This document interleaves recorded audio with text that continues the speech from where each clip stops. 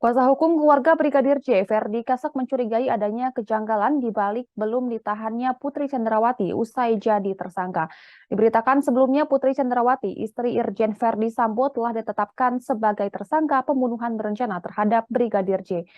Ferdi Kesek menduga membiarkan Putri Chandrawati selama sepekan ini tidak ditahan adalah upaya pihak tertentu untuk membuat kisah baru yang terkait dengan obstruction of justice. Sebagai informasi, obstruction of justice adalah suatu tindakan yang mengancam dengan atau melalui kekerasan atau dengan surat komunikasi yang mengancam, memengaruhi atau menghalangi administrasi peradilan atau proses hukum yang semestinya. Sederhananya, obstruction of justice adalah suatu perbuatan yang diklasifikasikan sebagai tindak pidana karena menghalang-halangi atau merintangi proses hukum suatu perkara.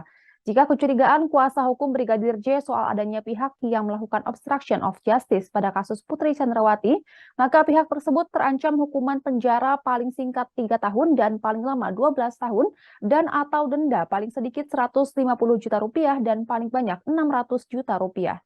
Adapun Putri Chandrawati ditetapkan sebagai tersangka pada Jumat 19 Agustus 2022. Direktur Tindak Pidana Umum Barreskrim Polri, Brigjen Pol Andirian mengatakan pihaknya sudah melakukan pemeriksaan terhadap Putri Chandrawati sebanyak 3 kali.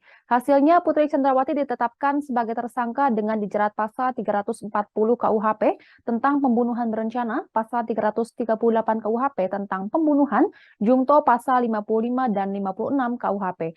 Ancamannya yakni hukuman maksimal pidana mati, penjara seumur hidup, dan 20 tahun penjara. Pasal yang dikenakan ke Putri sama dengan 4 tersangka lain sebelumnya, yakni Irjen Ferdi Sambo, Barada Richard Eliezer atau Barada E, Brigadir Riki Rizal, dan asisten rumah tangga Sambo Kuat Ma'ruf.